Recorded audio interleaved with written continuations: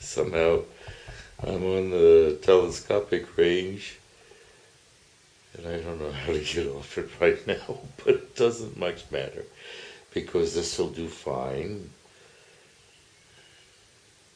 Fresh battery.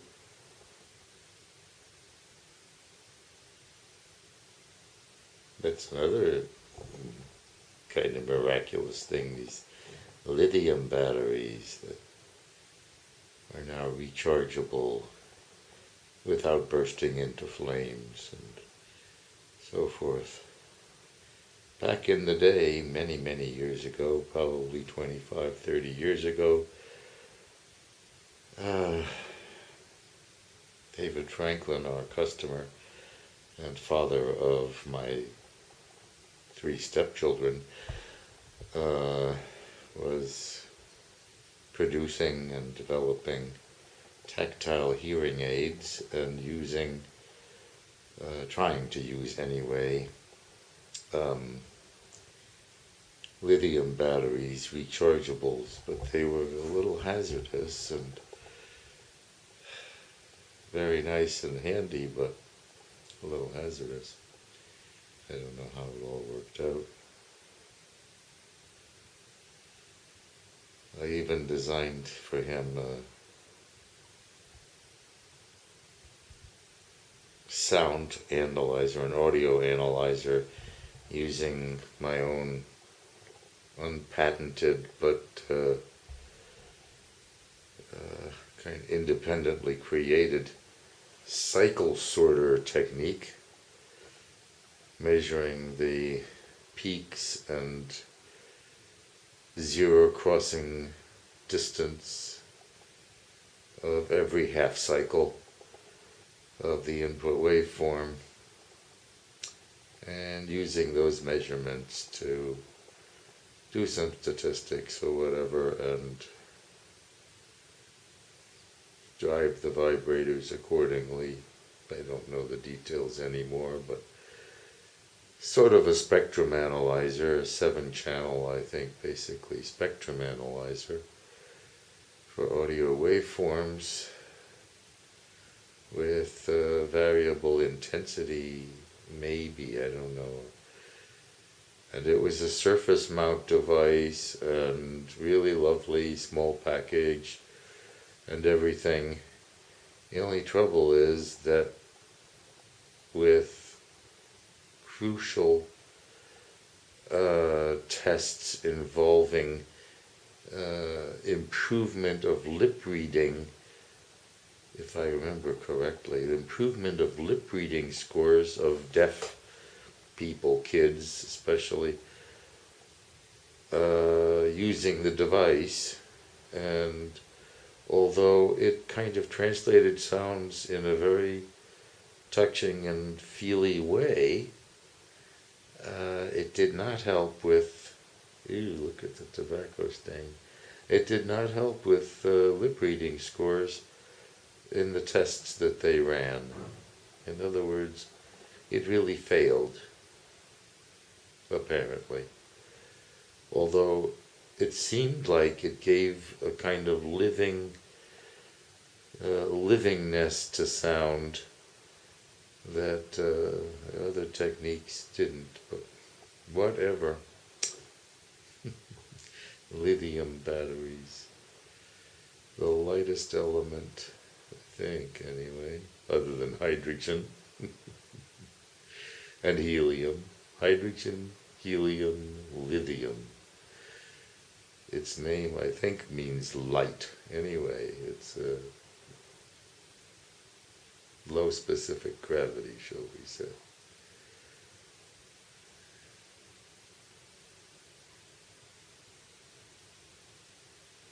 And it's an alkali metal, so it's got a loosely bound electron that it wants to give away and join something else. It wants to become a positive ion, sort of like lose that mother and go cozy up with a negative ion somewhere,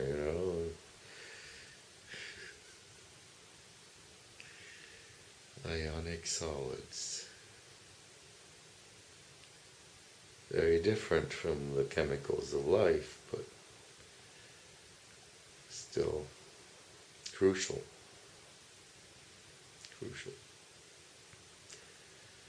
Ion flow is a principal activity of living cells. Ions of various sorts in and out. Other bigger entities also, of course, but in fact many of those don't just really go in or out. They find a kind of mating lock structure somewhere on the surface of a cell. They fit as a key into the lock, and something happens inside the cell. Probably a molecule is sent off, but not the one that came to visit.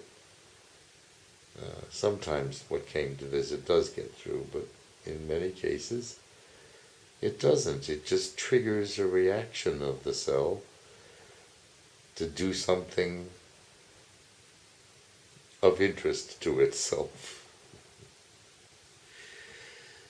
I think often it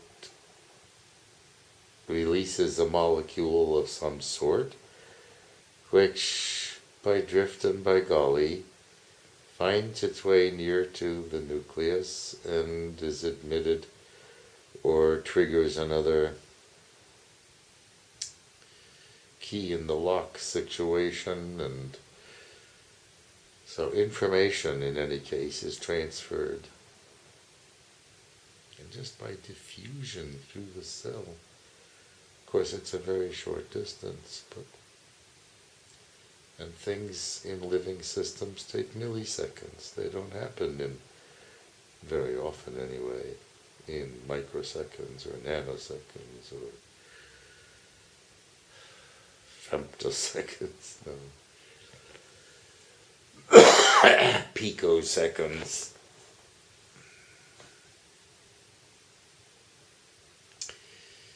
In the electronics sphere, things happen in picoseconds, I guess. Nanoseconds is, what, a light foot, is it? I always get confused, but I think maybe a light foot is a nanosecond. Picosecond is 1,000th of that, like 100th of a light second. And things do seem to happen in picoseconds.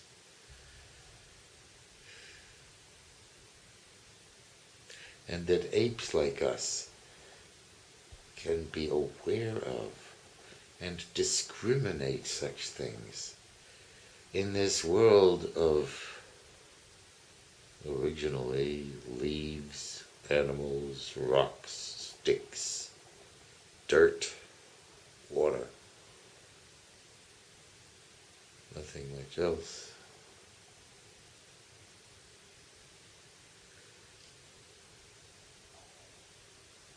But somehow our brains grew in that and developed some reprogrammable general purpose capabilities,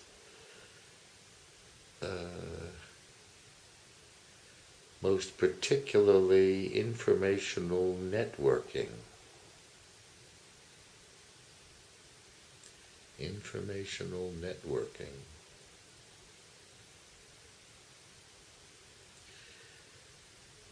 So, information gathered by one unit of the species can be and is often transferred or copied to another and to another and to many others.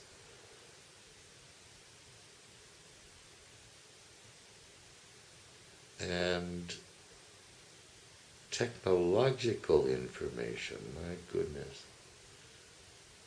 You know, it kind of starts out with how to sharpen a stone on one side. A big stone, like you hit somebody over the head with and put a sharp edge on it, becomes a hand axe, which is good not only for hitting your friends over the head, but also for stripping meat and fat away from skin and bones. Less wearing than using your teeth, and easier and quicker. And once you have one sharp edge, what if you made two? Now you have a dagger, or a spear, or an arrowhead. Huh. Interesting idea. Must have spread like wildfire. Not to mention how the splitting a stick and putting a sharp stone in the end. Oh my.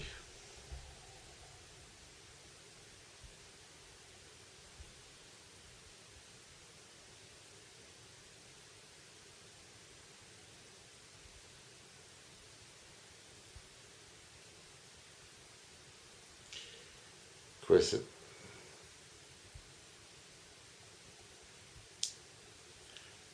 conceptually led to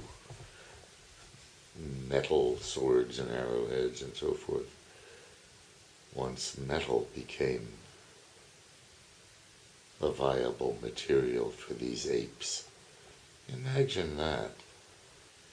I mean, well, there was native metal, copper mostly, and tin probably, and they somehow, they started out making copper things, and maybe even iron. You get native iron sometimes, like meteorites or something, I don't know. But a few stones were actually metal, and got used, and then rocks around those turned out, if you cook them right, you can get more metal. And if you mix tin and copper, you get harder metal. Sharper arrowheads, sharper knives. Good to stab your buddy in the back with.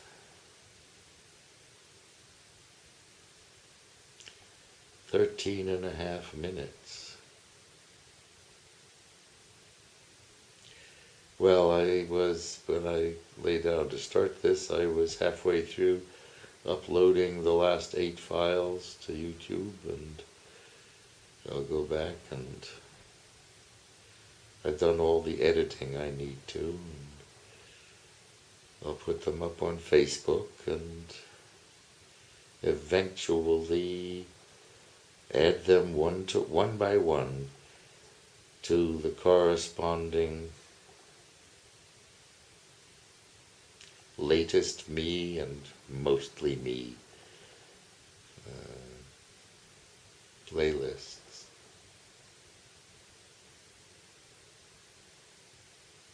In case there's even one insane character out there, insane enough in the direction of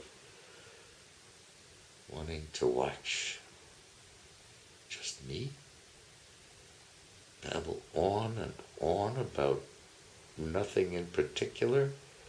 Whatever comes up, comes out.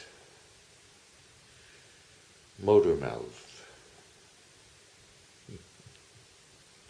Compensation for being left alone for over a week. talking to my own image on the camera. It's such a cute mirror, really. Anyway, it's you could say it's something to do. I mean, and dealing with the real world, the world of YouTube subscribers, and my Facebook friends, some of whom actually, I guess, watch these things a little, but one of them commented, maybe it was on YouTube, but also an entity that who I seem to be has interacted with in the past in a nice way.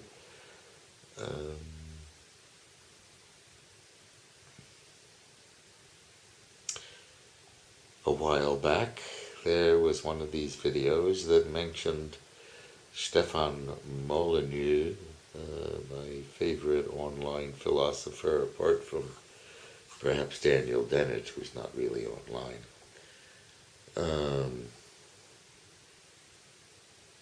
Proposing or pronouncing that truth is consistency. Truth is consistency. An interesting truth, at least half. Truth is consistency. When there's an inconsistency, there's an untruth there someplace. And my favorite fairy tale notion that happens once, it's possible. Happens twice, it's probable. Happens 3 times, it's for sure. That's real. 3 times in a row, pong. Yes. Even redundant systems, self-healing redundant systems, vote between 3 computers, say, and the 2 that agree must be right. I've got low battery at 17 minutes and 47 seconds, and counting.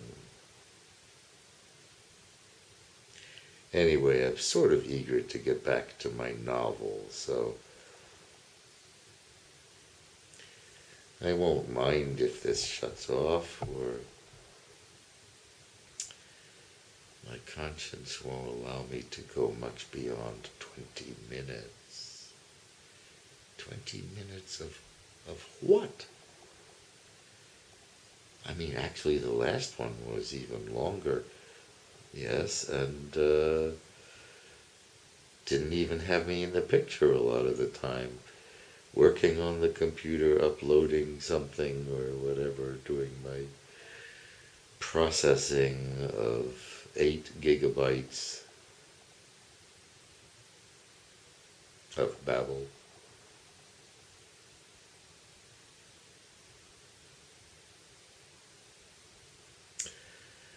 Not always very entertaining, this slice of life, but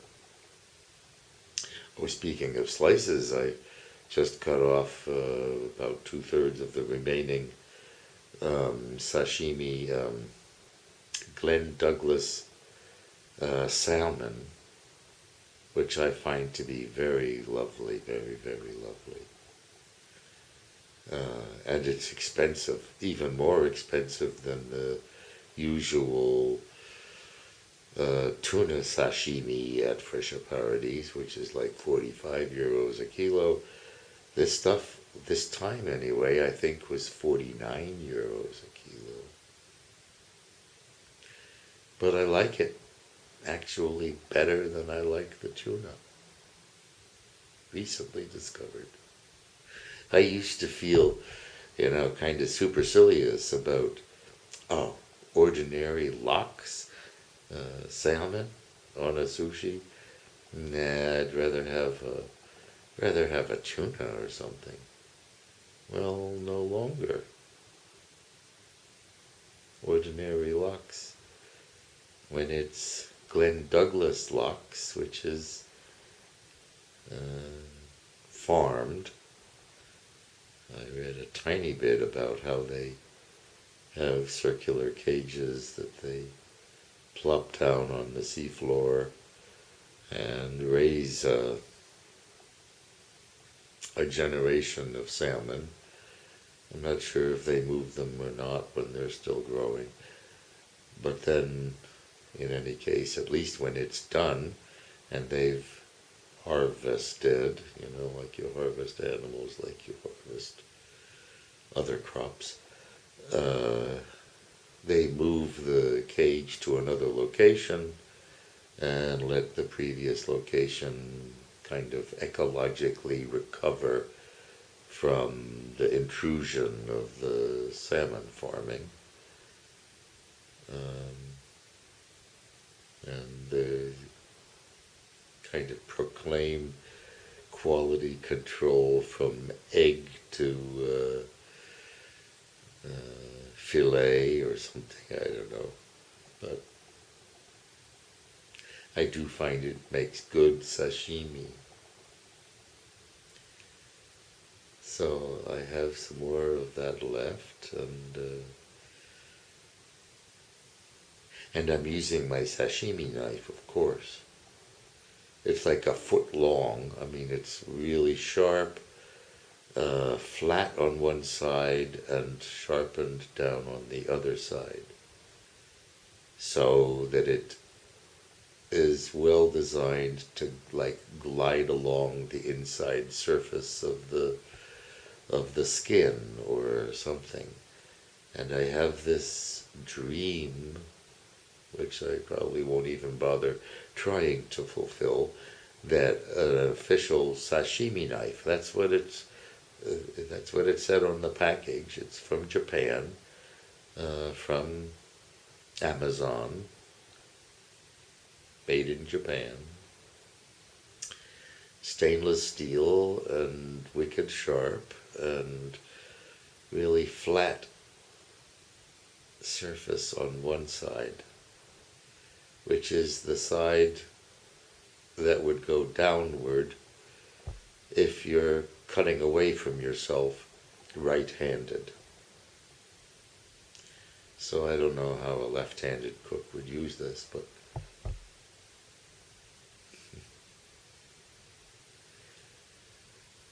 it's a wicked sharp knife, and just out of romantic nature,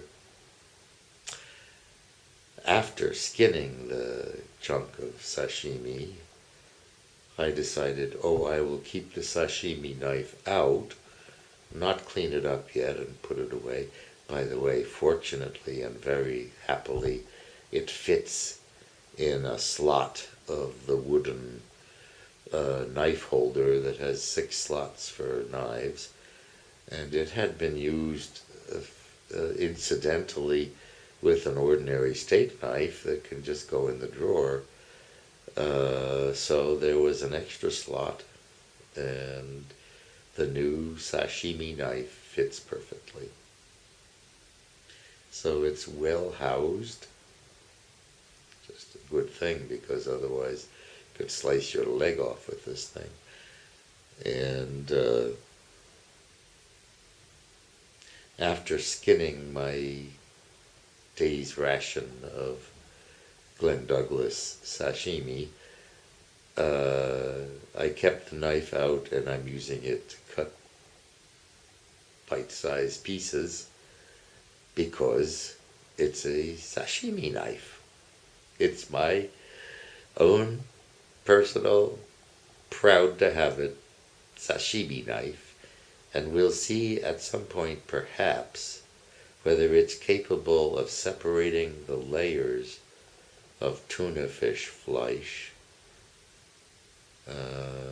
from the connective tissue that in some parts of the fish is annoyingly thick and tough and interlayering with the layers of muscle. And I have a suspicion that after 1,000 years of training, which every sushi chef has to go through, I suspect that the sushi chef knows how to separate the meat from the connective tissue, which, if you don't separate it out, after a while your sashimi has turned into like chewing gum. And you could swallow it, but it just doesn't feel right. It's kind of like swallowing your chewing gum. So there is this dream that a 24-euro sashimi knife, might be capable of doing that task. I wonder otherwise how, maybe I could ask a sushi chef. It's probably a good idea. Can you separate them? If so, how do you do it? With my sashimi knife, of course.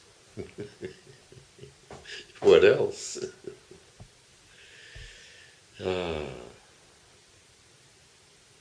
26 minutes and counting, and low battery.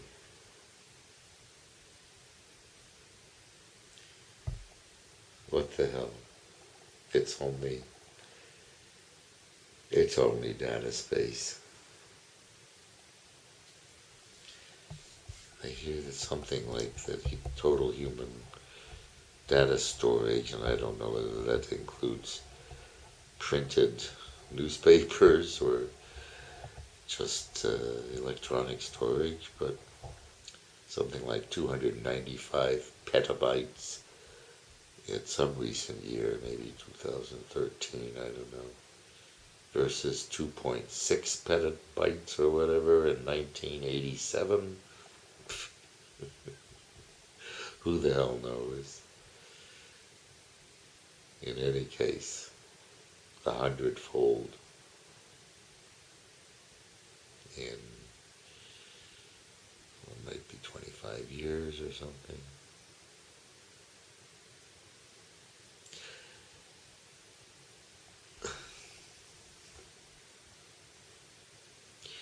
Which reminds me of the 20 or so, 25-fold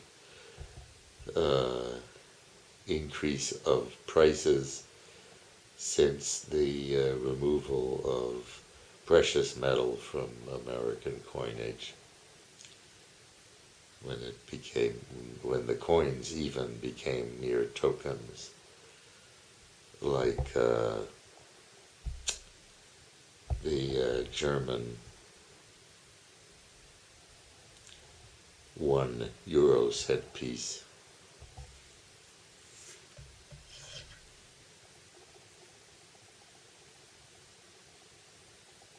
This little guy